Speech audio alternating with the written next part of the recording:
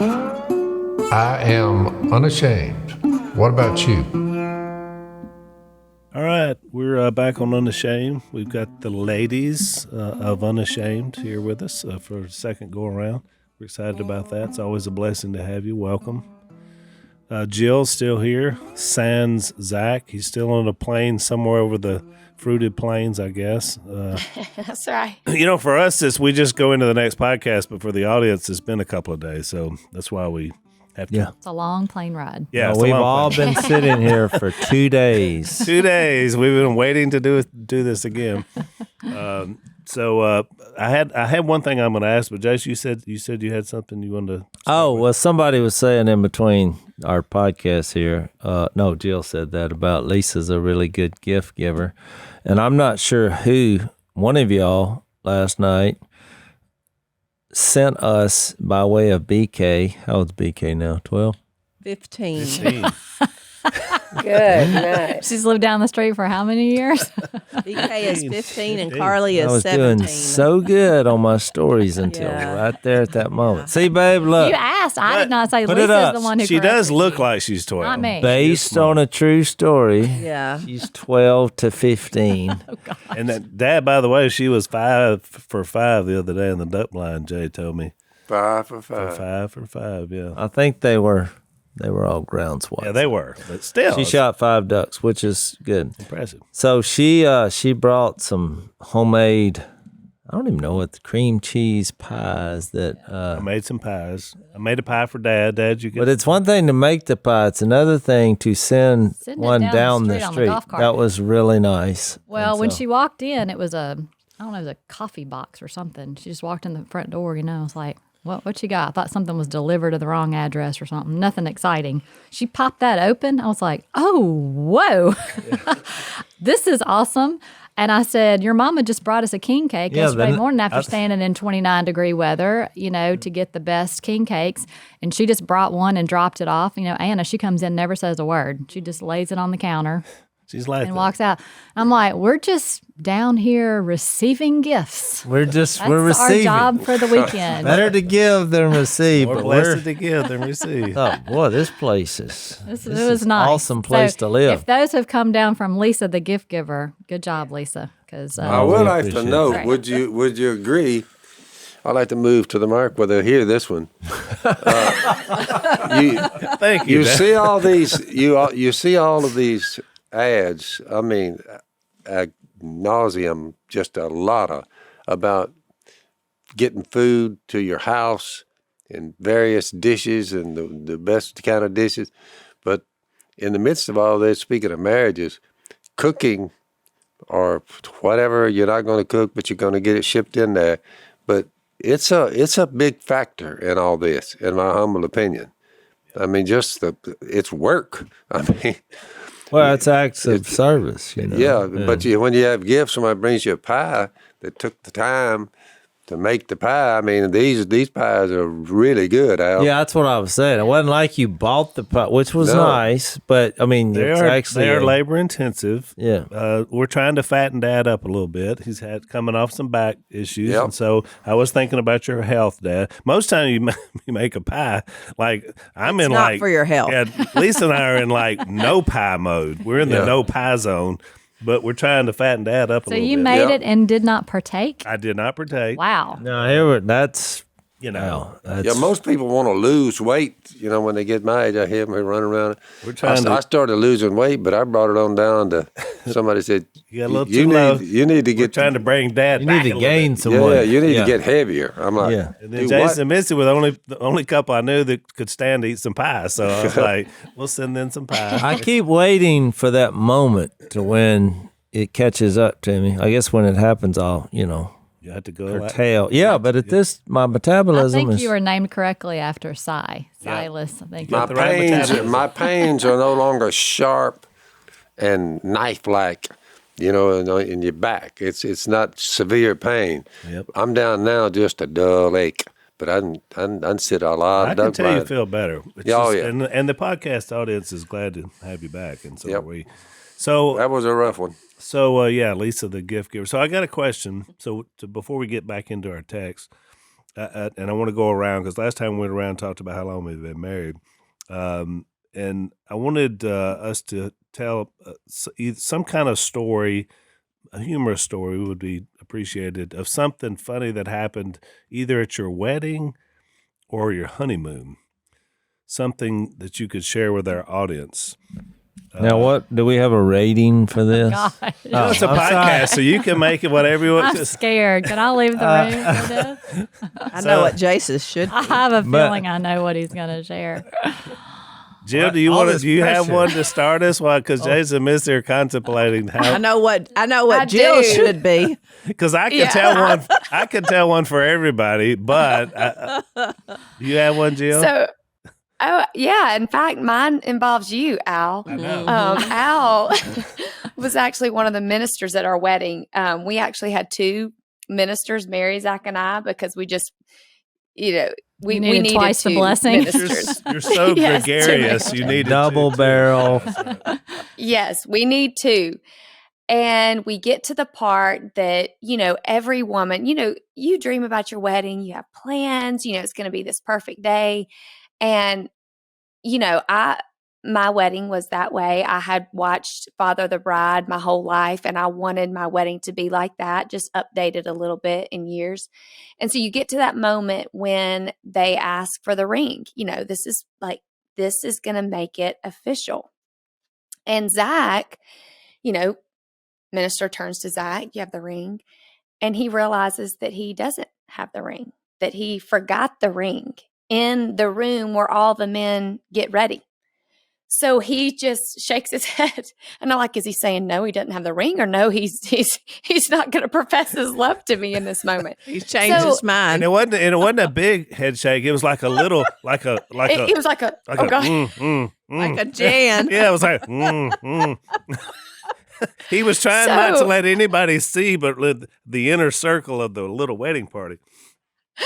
So if that wasn't enough, we realized he's forgotten the ring. So upon that realization, my dad, who was sitting on the front row, just like, are you kidding me? Like, he forgot the ring.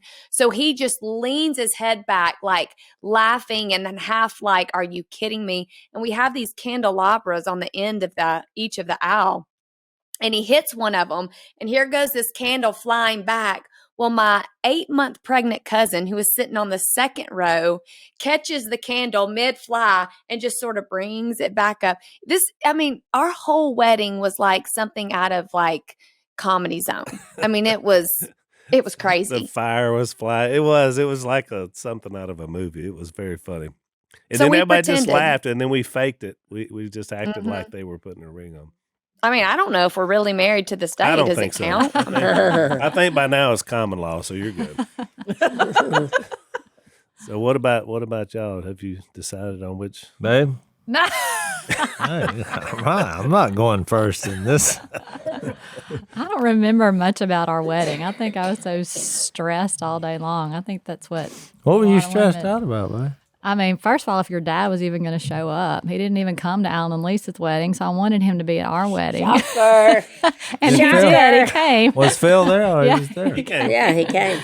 He came. Yep. He actually had on a I'm nice glad shirt. to hear that. I thought I was fixing to get thrown under the bus. No.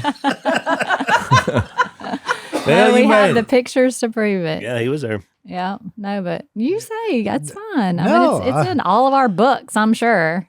Well, we did it the old-fashioned way as far as, we were virgins when we got married. So in my mind, I was, I'm not going to lie, I spent most of the ceremony looking down your top part of your dress. Where is it? Well, I was just like, It was not showing, I can promise you. no, but I had a very unique angle at where I was standing, and I was like, He felt like now he could look. So it's you were hours away, right? well, I'd already signed the papers, and they already had them, and so I'm like, It's legal. this is a formality. I can look at this now without any guilt. And so One of the things I basically spent the whole ceremony one of looking the down her things you dress. told me later, he said, "Well, Dad, it was kind of like a the first hour was a study of the human anatomy. Well, it was. We'll get to You that. know, where Phil. is everything? I was Don't make this long and drawn out. Okay, so in my mind, I've done the stare, And I was listening to him. I'm like, what? and now we're getting in the car, and we're heading out, and so I'm like, okay. I mean, I had already, this is what's on my mind. And I was like, okay, now what? And Missy was like, I'm really hungry. You want to stop at Wendy's? And I was like, do what? Well, the weddings weren't like they are now, where you feed everybody, a 5-course meal. You have cake and punch, and we had one bite of each cake, and then we were on our way. We're starving. Yeah, so we went to. He was viewing a stop at a quick stop as a waste of time. Yeah, I was thinking that's at least 20-minute delay than what I was thinking. Looking down the dress. This Grace, was I'm headed. glad I didn't know this. I would have been scared to But you death, think about it, even more Jace, than I already was. You fulfilled the text in the Bible that says, marriage, make it official before God. I mean, by fulfilling that, a lot of people out there are listening to you say this. They said, you know what? He's saying my best course of action is to wait. Yeah. Well, no, I will tell you, having said that, Y'all were since very Phil brought it wise. up, the first night was not this, TV version romance. I mean, it was more of just like, okay, Where did I start? here we go. Look, we didn't even accomplish the objective, as I remember. Yeah. It was a slow moving train. like a glacier. It was like, Where does that go? yeah. God, let's move on to somebody else. I'm dying. No, I think this is amazing, y'all. This should be the Our audience is highlight of listening to the this. podcast. No, Seriously. I will say And this. they're not believing what you're saying. They're not believing that. Well, there's some people delusional. Well, we're not going to relive it. So Yeah. No, but look, I will say this. On the positive to get off all that. I mean, because I didn't feel any shame or any guilt or embarrassment. Even though, look, the practical application is if you're both virgins, it's just not. I think we did pretty much what we were supposed to do. It was more of an investigation.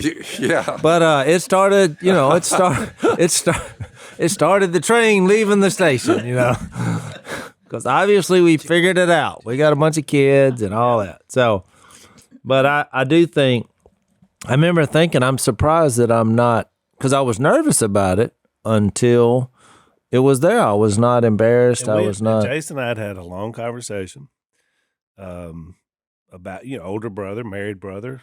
Yeah, we went frog hunting for my We went bachelor frog party, hunting, and we and talked- nothing happened that we talked about that I thought was going to happen. So, but it's okay. But what I'm We had a saying good is, in a conversation. family, that's the way it should be handled. You talk about that. That's the normal biblical. Those are good things, not bad things. So Very much so. yeah, it's the way it should be instead Yeah. of the way it's unfortunately done most times. I will say this, and I think the reason we had a good foundation is because we both love Jesus, and our relationship was not based on the physical. It really never was while we dated. And so I think that was a positive thing looking back on it. It's a positive thing. It really was. No doubt. I just think it's so cool that y'all are sharing the story. I know you don't want this to be, but I think it's so important because so many of our young kids are fed the lie that, well, two things, that sex is the most important of everything in a marriage. So it's all about the sex. Or they're also fed this idea if you wait until you're married, then your sex is going to be this just off the charts movie rock star experience. And it's a lie because just like anything, it's work, it's commitment, it's being vulnerable with one another. I don't know. I love that y'all shared that. I think more kids need to hear the truth and be like, oh, okay. You mean, sex isn't the be all end all and it's going to take some work. Like, when's the last time some young kids have heard that message as opposed to, oh, just put on something sexy and do it, Yeah. Like, it's beautiful. Well, at the end of the day, Here comes your kids, because you figured it out. So here come your children, which opens up another door of raising children. That's a big one in the midst of your being married for whatever, a year, 2, 3. Here comes the children. You're like, oh, you don't realize the work has started. It's work. It's work. Yeah, no doubt. And it's it's more than one component. Let's take a break.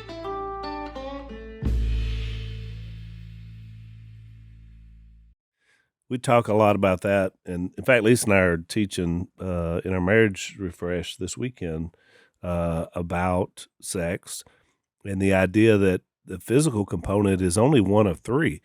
I mean, emotional and spiritual are also all part of that component, how God made us. And if, 2 out of 3 are unhealthy, the whole thing's going to be unhealthy. And so that's part of that we have to teach, our young people going through the process. So it's all part of it.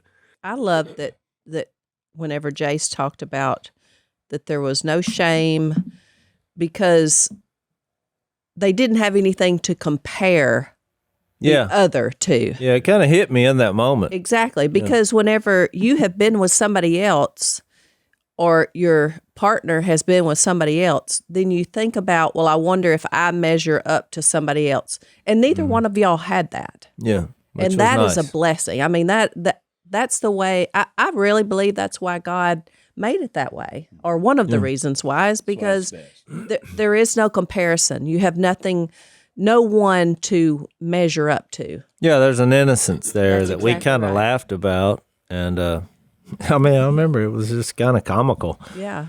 But, that happened. So I've told the story before, but I'll tell it quickly so we can get in our text. But Lisa and I, we got married from one week to the next because I didn't believe in long engagements, which is one of the reasons why Dad wasn't at our wedding. He already had a duck call trip planned. But since we got married from one week to the next from our short engagement, Lisa's family were not coming to the wedding.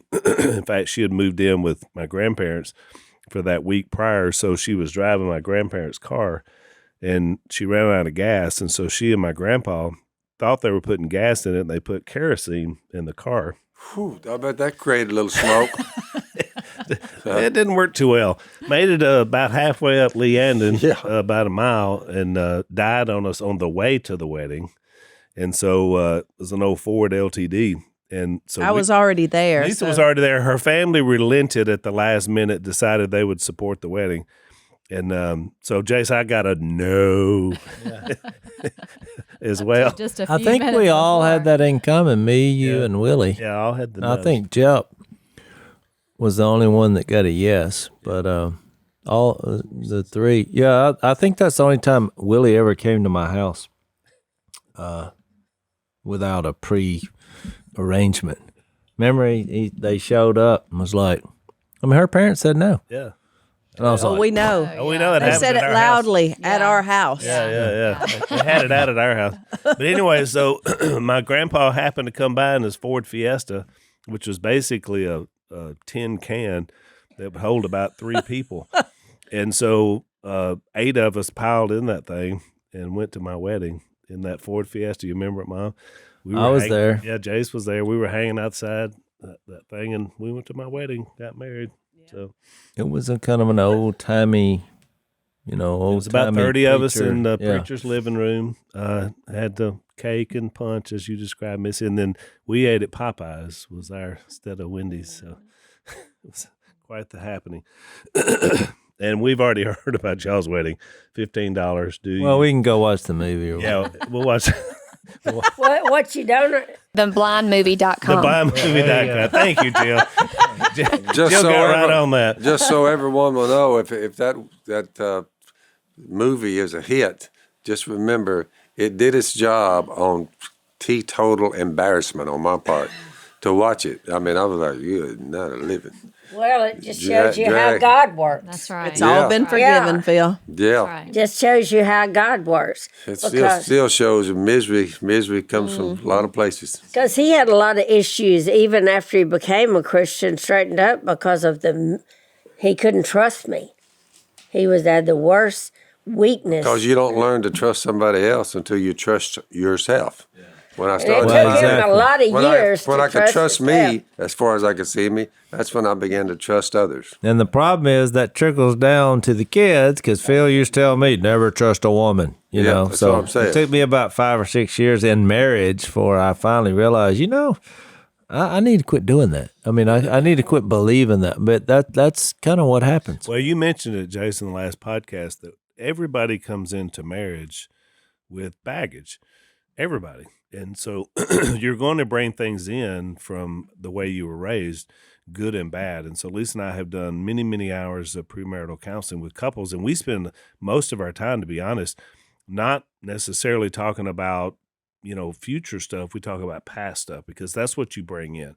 And so you've got to decide what you want to leave at the door when you go into the relationship, and you got to decide what you want to build on to make better. And so, we're all going to build on better things from our family, but then we're going to leave some things back that we don't want to repeat. So that's just all part of marriage. So we hope that these texts are going to be a blessing for you guys that are out there. And Jace mentioned in the last podcast, look, there's a lot of single people out here. You may never get married. You may be like Paul said, and have that gift of not, celibacy. But for a lot of you, you're going to get married. And we got one of our crew members here that's about to get married. So all this is good advice for going into relationships as I well. want to speak to that because I know Paul said that, it's better if you don't marry. I don't know, from what personal experience that he's actually 'Cause he was saying that about. 2,000 years ago in his Right, context. Too, but so. like for me, even though marriage has been difficult and hard and a lot of ups and downs, I wouldn't want it. I don't want to be single. I want my life with Jace. It's been full. We have beautiful children from that. Now grandchildren. We have, I think, a beautiful life and full life. And we share a lot of spiritual goodness in our marriage. And so if I had to do it again, I'd do it again because I think that he's helped me spiritually and that when I look at my children, they saw that we were flawed, but that we loved Christ, and they all love Christ, and Reed and Brighton are doing amazing in their marriage.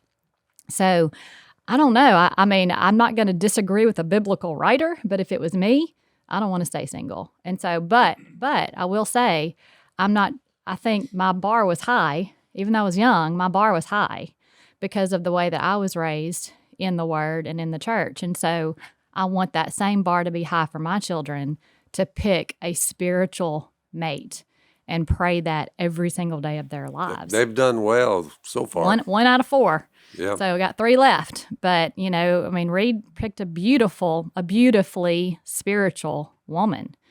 And they're raising their children in the Lord. As young as they are, they already know children's songs about the Lord and the stories and all of that because they're being very intentional. You bring up a great point because, to an audience that obviously we're a spiritually minded biblical podcast. And to those that are out there listening, a lot of young people, you're better off doing as much as you can ahead of a marriage than once you get married. Even though this context is, once you're married, you're trying to win somebody, you have a lot more leverage going in. I mean, I'd like to be direct in that and saying if you're engaged right now to an unbeliever, break it off. Break it off or try to get Jesus in them. Don't think that once I get married, I'm going to be able to change him or her. Don't do it. Just don't do it. What do you Good think advice. about that? Yeah. I agree. I always tell my kids, when I said the most important decision you'll ever make is to surrender your life to Christ. And the second is who you choose to marry because, it's, you are marrying their whole person. And so I tell them, whatever it is that if you annoys you about them or if they have any little tics or if they're not a believer, like times that by 10 or 100 in your marriage. And that's what, because like I'll always say to my kids, if they say anything about their significant other, I'll say, okay, times it by 10, times it by 100. You go with that. And it's just thinking too, like, of course, none of us are going to be perfect and we're all going to enter into marriage with these annoyances and backgrounds. But to Missy's point, like if you are grounded in faith, if you have a commonality in Christ, you can overcome anything, truly, if you have that common bond in Christ. if Zach and I did not have Christ at the center of our marriage, I can pretty much rest assured we would not be married today. I don't know how we would have navigated it without him. And so I cannot stress enough to my kids or to anyone that's watching, don't settle on, don't have that mindset, well, we'll focus on that when. It doesn't work that way. And, that y'all having the common bond in Christ is your foundation. And it's so important. And so don't set that aside. Don't minimize it. Don't think, like Missy said, I'll change them when. It's just. What's the divorce rate now? 50, 60, something like that? It depends. I mean, It's over 50. It's over 50 overall, but if you factor in the idea of Christianity and spiritual and a lot of other things, it's much higher. Not. I hear people say, "Oh, it's the same," but that's not true. It's much higher, and then it's much higher for second, third, and fourth marriages. The numbers are astronomically higher, and we know why, because you take all your bad habits with you into a relationship. When you keep running from one relationship to another, you're just taking yourself with you in every one of those. Let's take another break.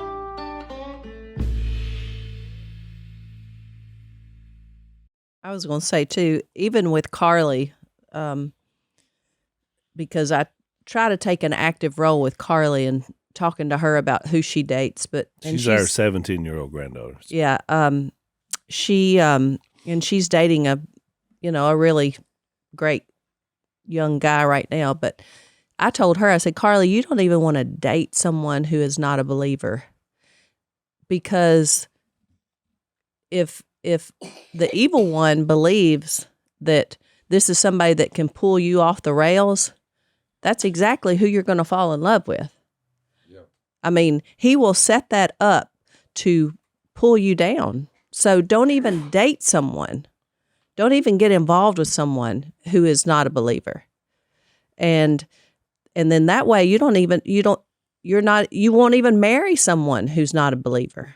So you start there. That should be your first thing. Whenever you kind of like what you say, Phil, whenever you're looking for someone to date, and you always say, do they carry a Bible? Are they a believer? Have a job? Yeah. Yeah. That's number 2 with Carly. All right, Carly, do they carry a Bible and do they have a job? Have they graduated high school?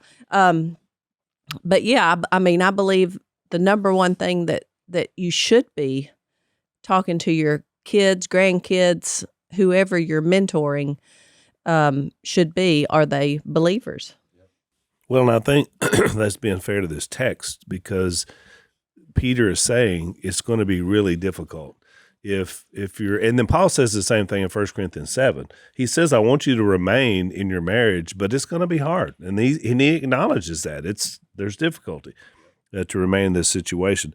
I want to speak. Faith, family, and marriage, that's pretty well, because y'all have held true to that. You got Willie, Corey, their children. You got Jeff, his crew. You say they all have the family and church pattern that's at play right now. Would you agree? Yes, and we have been super blessed for all of us to remain together, and that's again that we definitely have swam upstream in our culture. But we've also relied on each other a lot in our marriages as a family, into Phil and Kay as well. I remember showing up at y'all's house, young, stressed, and griping about, Jase, and y'all talking me down and talking us through it. So, and then news to me. You never knew. I'm just saying, I think that it's been a blessing to have a large family surrounding us and supporting us. I want to say one thing. When my grandmother, because I stayed more with her than I did my mama, they ran their store. And I remember the little bit of memories I have of Papa, that was my nanny's husband, and them as they carried on, which I remember they had 2 double beds with a nightstand in between. But every night, they're so old, but they reached across and they held hands. And, just little things like that. It was so touching. And then I remember the 2 rocking chairs in front of her heater. And she would read the Bible to Papa. She would read it. And, the best she could. She wasn't that good because, they didn't have a education, everything like that. But there were so many things that I observed in that, that it was just like, wow. You could know they loved each other. You could know it wasn't perfect. And, all kind of things. Every night when Kay goes to sleep, there's a hand that comes through the covers, and it just sits there, that hand. And I'm like, I grab that hand, she squeezes mine, then pulls the hand back. Then we're going to sleep.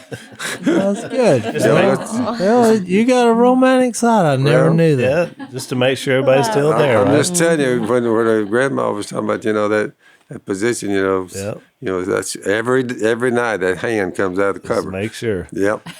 Checking for a We pulse. should have or put is that it- in the movie. Well, I think it's just all right. I hope let's sleep on it. I You know hope what I'm saying? Missy's hand a lot because she's cold natured, and That's true. It warms me so I up. always, even yesterday, because I thought she's probably cold in here because it was a little In drafty, church, and I grabbed yeah. her hand, and sure enough, it like felt ice. like 2 ice cubes. So it's just a little way. It's the little things. So Yeah, I'm if like, you let think me about warm it, her it's the hand little up. things. Yeah, like I think that. so. But if somebody I feel walked left by, out not having Zach here to say something nice about me. yeah, My point is, if you never see the hand come out from the covers, and there's a little squeeze, something's not right there. That's Yeah. that's kind of solidifies what we're doing here. Yeah. Here's my hand. And never did I know he took that and noticed it or anything. So if you're working the night shift, there is no hope for you. There you go. I think he just means at some point you got to acknowledge, in a sweet way what you have. Yep. Jill, your man could never do what he does without having you at home exactly to right. No doubt. No. up the No home doubt. front. Wrangling all those kids. Thank you. So let's take another break.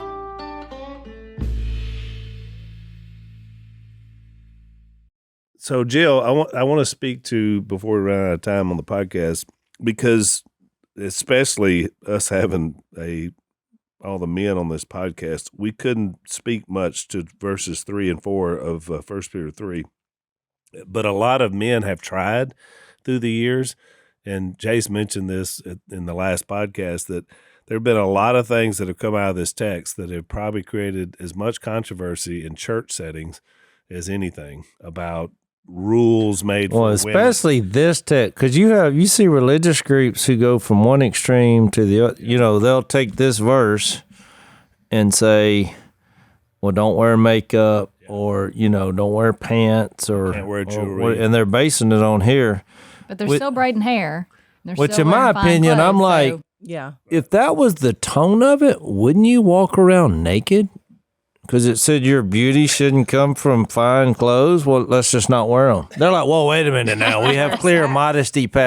So what I mean. Adam and Eve were naked and unashamed, so Well, maybe we're all supposed. I'm just Thank kidding. you. Well, you're It is saying our what I'm podcast. saying. It's like people try to interject their kind of a law here. So- So it was not the intention. So yeah, first of all, let's talk about that. Why does he bring that up in this context? Because it's a little bit strange to me that he brings it up here. I mean, he is setting the context because he's going to bring up Sarah and her spirit at the back end of this, and he's talking about this spirit of a woman in a situation where she's got an unbelieving husband. So why does he bring this up, and why do you think? What do you think he means by it? How do you apply that into a general thing without making it a rule that women can't wear jewelry, makeup, or fix their hair? I think we need a lot Right. more than one segment of a podcast for All this. right, you got 4 Yeah. minutes. Go. Yeah. Whew. I think you need to bring us all on for a full segment on just that verse. Fix it in but post. I think that this, we tend to look at our culture now and think, oh, we're so obsessed with the external. And we are, and it's, it's everywhere, but that's not new. There's nothing new under the sun. Scripture says that. I think women struggled with this back in these days, just like they do. It's like, okay, if I want his attention, then maybe I just make myself sexier, or I make myself more beautiful, or I make myself more appealing. We've always struggled with settling for that cheap fruit of affirmation through our sex appeal. I've struggled with that. I mean, I wrote a book about how shallow I was and still am in some regard. God is working on me. But I think, God's point throughout Scripture and using Peter to write these words is always just this. He wants us to invest in things that are eternal. He wants us to invest in things that will last. And I don't know about you ladies, but through wholesome, do what? Through wholesome things. I'm not physically the woman I was at 20. Are y'all physically the woman you were at 20? I'm twice the woman I was at 20. Yeah. Like Almost. I mean, this if our woman marriage- this woman seated next to me here, her children now are approaching 60 years old. So, Well, they're your children too. yeah, that's what I'm saying. You look up one day and you say, good night, talk about my children are 60s, in their 60s. You say, whoa. It goes by really fast. And It so really my does. point in saying this is that if we are investing as women, and I say this to my daughter, to girls that are listening, if you are spending so much money investing on your physical, and I'm not saying don't take care of yourself. You can take that to its extent. That's not what I'm saying. But if that is your central focus, then you are going to wear yourself out and to no avail. Like, it's not going to work. Eventually, you will not physically be the woman that you once were. But if you are investing in beautifying your soul through the power of the Holy Spirit, and this is true, like, you get more beautiful with age. Like, age is actually a beautiful thing. Does that make sense? Well, I think it's a throwback to the first chapter where he started when he said, he's given us, the Father's given us through Jesus, new birth into a living hope through the resurrection of Jesus, and into an inheritance that can never perish, spoil, or fade, kept in heaven for you. I mean, these are the things that don't fade, that does not get old. And so, I mean, I think he's saying that what you invest in with your life, because if you're setting yourself up, we talked about, in earlier podcasts about putting your hopes and dreams in broken cisterns, which is, a cistern would hold water. If it's got a crack in it, you look up, there's no water. And point being, anything other than the triune God and his role in your life is eventually going to be a broken cistern, because you're going to look up and wonder why you're old, or why. At some point, there's not enough plastic surgery in the world. They're just like, you know what? You're just going to have to go with it. They keep trying, but exactly. So, well, we passed that on to, Jill, you mentioned your daughters, like with Mia having a child born with a facial problem, a facial defect, a cleft lip and palate, kind of brings that home to you as a mom and a teacher more than anything else. So what am I teaching my daughter the standards that she has to live up to? I have to be very careful about that, because she started believing, and we've been able to cover this in this one of the episodes that's coming up on Duck Family Treasure, where we had Mia Move Fun Day, and Mia runs that now. She takes over, she plans it all, and she was able to speak to that in an interview setting with the crew. And what we saw from that, because we didn't watch it live, we saw kind of a rough cut afterwards. I just bawled like a baby, because now at 19 years old, she was able to articulate the lies that she started to believe, that she wasn't pretty. That was the word she used. She wasn't pretty. So as a mom, I saw it happening, but I couldn't do anything about it. And now she realizes that her prettiness doesn't come from her flaws. Her prettiness comes from being created by someone who loves her more than anything else in the entire world, and that she was not a mistake. And so to parent someone like that, is a responsibility, but not just for her. It's for all young girls, because they are under a visual pressure now more than any time in history. With Instagram, they're taking hundreds of pictures to get the perfect exact one to put there to show how authentic they are, authentically beautiful. It's ridiculously backwards. And spending an hour editing them. Right. And then so Mia and all her friends are looking at that, and she's like, I'll never be able to measure up to that. No matter what filters I use, I'm not going to be able to measure up to that. And so when Peter talks about, being and having something that does not spoil or fade, we are going to fade, and those of us sitting here weren't born with a facial deformity defect. So those of people out there who have that already, that physical abnormality, they feel so set back already. None of that matters, and they were not a mistake. So as women, I think we have even more of a responsibility. He talks about that with the beauty. The more emphasis that we put on that, the more people see the emphasis that we put on that. They either shake their head like, bless your heart, you shouldn't have to do all of that. Or why is she? Like, is that what I'm supposed to be doing? Is that important? I have a friend who's just a few years younger than me who was raised by a mom she could never measure up to.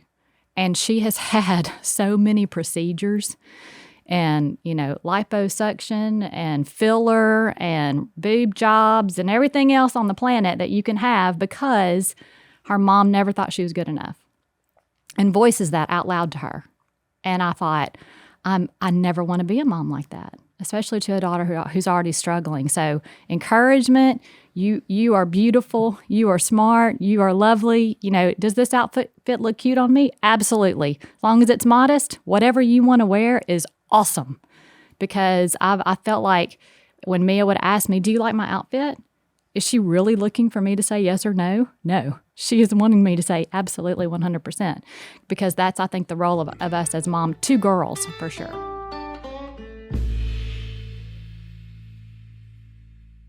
And this is just me outside of the biblical narrative, but I only know from Hollywood, I guess, and everything else you see in culture. But I'm one of those kind of people, when I see people on television or whatever, if people, women I'm talking about, grow old naturally, just actresses, people you see, they don't have work done, I think they look better just growing old naturally. Like, I'm always disappointed when I see an actress, somebody I always enjoyed, I thought they were pretty, and then they have work done, and I see a movie, and I'm like, oh, me too. I do the same thing. Because it was like they just ruined it. Like, now they can't smile because their face is frozen in time. I remember we watched a movie. I'm not going to bring it up. Gasping for flaws. But I was like, it ruined the movie. I said, I don't want to watch this. I did the same one recently. Focused on what should she actually do instead of the role she was playing. Like, why did she have to do that? But that's just me as a person. Like, who cares what I think? But I'm saying, so I think it just doesn't. It seems unnatural to me, and so I guess to this text, the way the Almighty made us, because women will say, men say that they could. Nobody says anything about them because they can grow old and everybody thinks it looks great.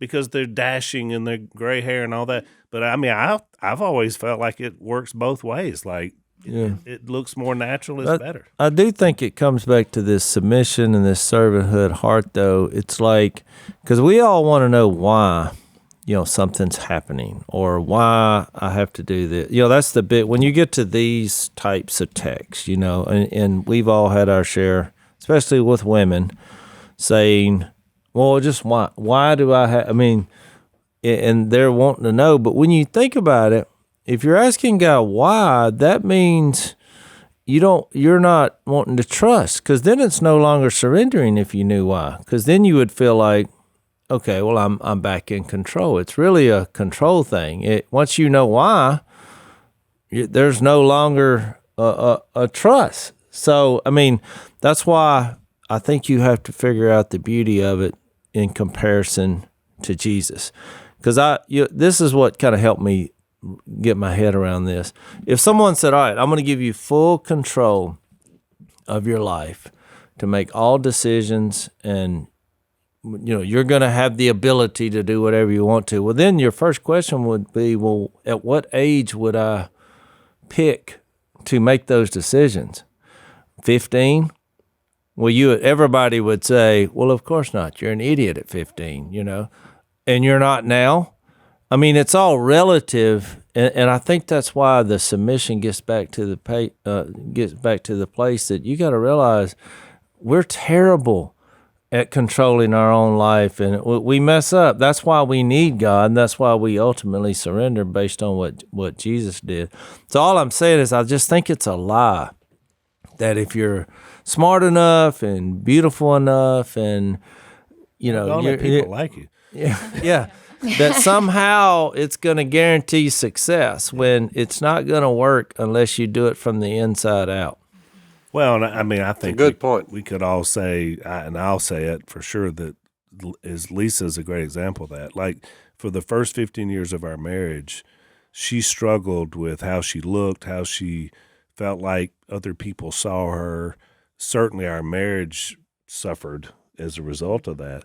And when she finally submitted to Christ at the 15-year mark of our marriage, it was amazing because an inner beauty began to flow out, and she's only looked better with age, and everybody's recognized. No, it's true. No, it's I mean, I people agree. have recognized that. it's like, Lisa, look, you've done well, girl. I've seen the same thing in our show. We do a TV show, and you have people, and we have a plan and different things, but my biggest thing is I want it to be authentic, because to me, that's what people want to see. It's just like this podcast. I mean, we may not get everything, doctrinally exactly right, but we're authentic. This is what we believe, and we're sincere. And I think you got to have that in marriage. It's like, I'm proud that my wife, she's real, she's authentic, she's not trying to fake anything.